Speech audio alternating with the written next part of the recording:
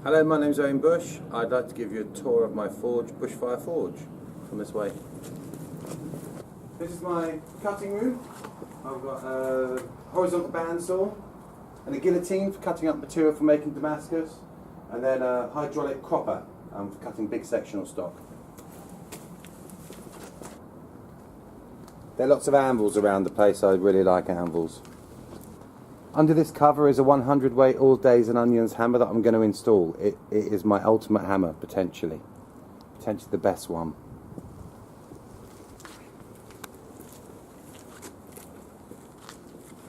This is my grinding room. I've got lots of grinders. I think I have 12 grinders installed at the moment. Some of these are grinders for students. These Bailey horizontal, vertical grinders are really cool, very versatile machine. I've got a sharpening grinder that I use, and then my beastie of a grinder over here, 10 horsepower, very long belt, quite a powerful grinder.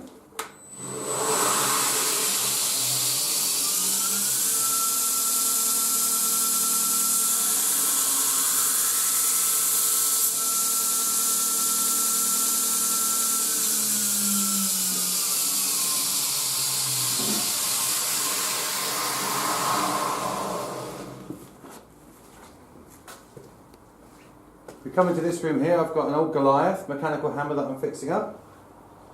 Just need to put a motor on it. Hydraulic press for punching. 250 ton hydraulic press that I'm probably going to get rid of at some point. A McDonald's rolling mill that I've lent out to someone else. I've got it back. They're really useful tools. And then this beastie here is a 200 weight all days and onions power hammer, and it's noisy.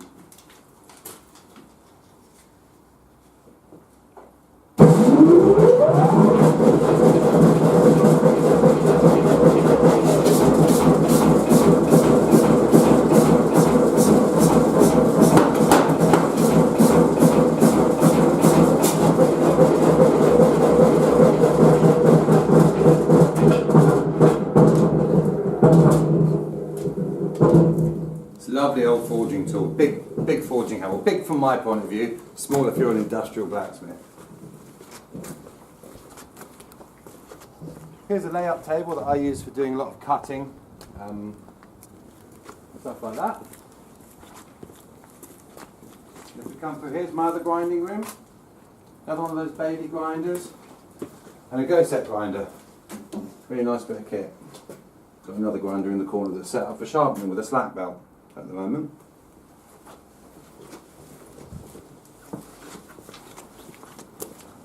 This is my blacksmithing school. I've got lots of forging stations. I think we have 12 anvils set up at the moment. I do classes of between 6 and 10 people. This is my favourite hammer to use at the moment. Well, I think the all days and onions one should replace it.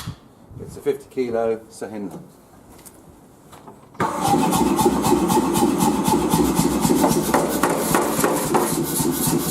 It's beautifully controllable.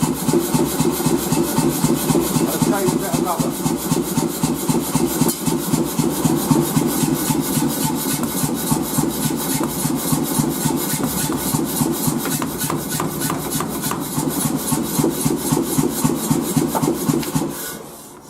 I've also got another Sahinna here which is set up with combination dies.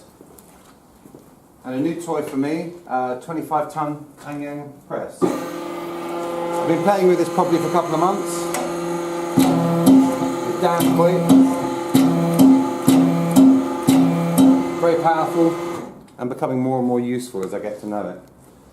Mainly I have gas forges, so I've got 5 gas forges set up. The one over here in the corner is a gas forge set up on an old coke forge, and I keep an old coke forge here because I have TV crews come around and film me every now and then. So I think I've done two stuff for TV this year, maybe 4 last year, 28 or so in total. When TV crews like to come round, they like to see an old-fashioned blacksmith's forge. So I do almost all my forging on modern gas forges. I find them a bit more versatile. Got hammer racks over here, tong racks, lots and lots of separate tools.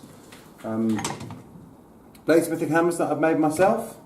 This is a lovely old Saw Doctor's hammer. Double diagonal hammers, which are pretty cool things, quite rare, very hard to find. That is my favourite hammer. It's absolutely beautiful. It's an old-fashioned, made in London, Saw Doctor's hammer. I absolutely love this hammer. I'm going to take it off the rack. I don't want anyone else using it.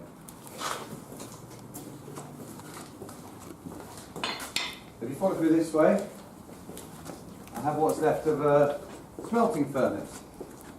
So it's a husk of a furnace at the moment, but I am going to rebuild it. Had a film crew in here on Monday doing a smelt for a programme on Iron Age bog bodies. So that's been used once. I'm going to repair it and use it again. Trying to make iron from iron ore.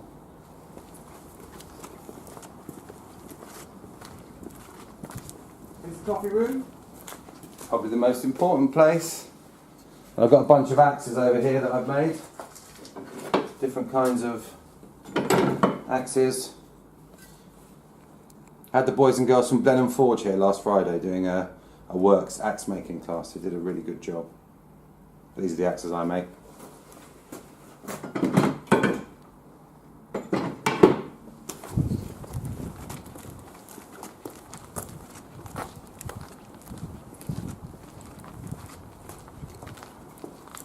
This is my heat treating room.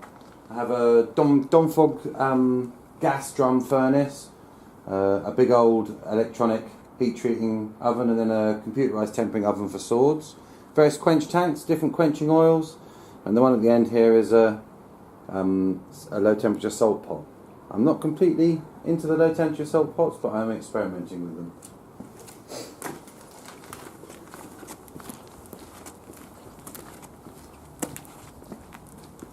Here's another anvil.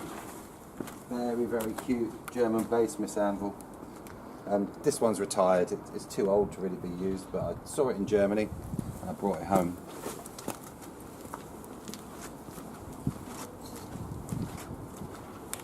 This is my finishing shop. So we did the final assembly, gluing up, and it's set up at the moment for sharpening. So leather strops, leather over wood. That was a tour around Bushfire Forge. Thanks for watching.